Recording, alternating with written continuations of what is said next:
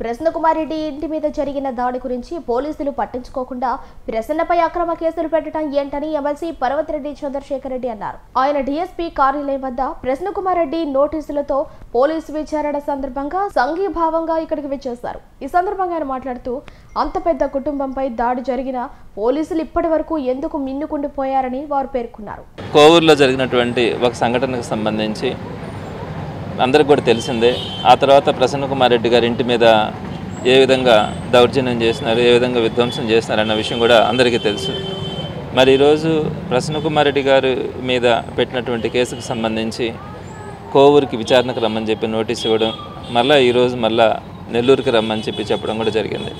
తప్పకుండా మేము చట్టాలకు కానీ పోలీసుకి కానీ అందరికీ సహకరిస్తాం. వాళ్ళు చెప్పినట్టుగానే 5 నిమిషాల ముందుగానే ఈరోజు ప్రసన్నకుమారెడ్డి గారు హాజరు కావడం కూడా జరిగింది. అయితే రెండో పక్క అందరూ కూడా ఆలోచించాలా, అంత విధ్వంసం జరిగింది. ఈరోజు నెల్లూరు జిల్లాలో ఎవరిని అడిగినా కూడా ఆ వీడియోలు చూపిస్తే కనీసం ఒక 20 నుంచి 60 మంది పేర్లు దాకా కూడా చెప్పగలిగినటువంటి పరిస్థితి ఉంది. మరి ఇలాంటి కామన్ మ్యాన్నే చెప్పగలిగినటువంటి పరిస్థితిలో మరి పోలీస్ డిపార్ట్మెంట్ దగ్గర ఇంత నెట్వర్క్ ఉండి, ఇంత ఇంటెలిజెన్స్ ఉండి, వాళ్ళు ఈ రోజుకి కూడా గుర్తు తెలియని వ్యక్తులు మాత్రమే దాడి చేస్తున్నారని చెప్పి ఎఫ్ఐఆర్లో పెట్టి ఇన్ని రోజులైనా సుమారుగా నెల కావస్తా ఉన్నా కూడా ఈ రోజుకి కూడా కనీసం గుర్తించినట్టుగా కానీ వాళ్ళ పేర్లు యాడ్ చేయడం కానీ వాళ్ళకి నోటీసులు ఇవ్వడం కానీ వాళ్ళని పిలిపించడం కానీ చేయకపోతే ఏ విధంగా ప్రజాస్వామ్యం నమ్ముతారు? ఏ విధంగా ఒక సామాన్యుడు ఈరోజు రోడ్డు మీద తిరిగే పరిస్థితి ఉంటుంది. సో చాలా దారుణమైన పరిస్థితుల్లో ఈరోజు మన సమాజం ఉంది. తప్పకుండా ప్రసన్నకుమారెడ్డి గారు అయితే ఫస్ట్ నోటీస్కే ఇన్ టైంలోనే ఒక 5 నిమిషాల ముందుగానే ఈరోజు హాజరు కావడం కూడా జరిగింది. తప్పకుండా మేము గౌరవిస్తాం. కానీ ఇంత దారుణమైనటువంటి పరిస్థితులు మా మీద అంటే మొన్నటి రోజున చూసినాం.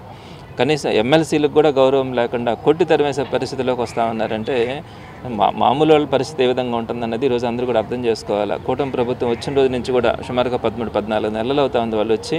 ఈ రోజుకి వాళ్ళు చెప్పినటువంటి అమలు చేయకుండా అవి ఎక్కడ అడుగుతామో ప్రజల తరపున పోరాడతామన్న ఆలోచనతో ఈరోజు ఈ విధంగా దౌర్జన్యాలు చేస్తూ ఉంటే ఎవరు కూడా భయపడే పరిస్థితి ఉండదు. వీళ్ళు ఏం చేసినా దేనికైనా కూడా అన్నిటికీ సిద్ధపడే ఈరోజు వైఎస్ఆర్సీపీ కార్యకర్తలు ఉన్నారు.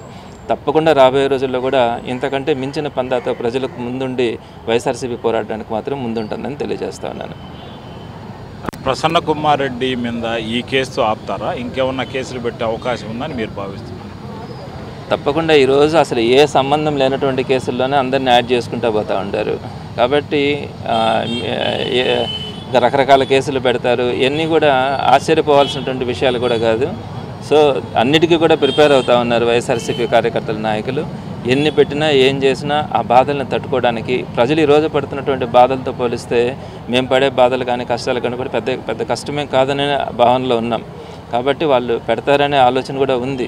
పెట్టినప్పటికి కూడా వాటిని తట్టుకొని కూడా నిలబడడం, ప్రజల తరపున పోరాటం చేయడంలో కూడా ఎక్కడ కూడా కాంప్రమైజ్ అయ్యే పరిస్థితి లేదు.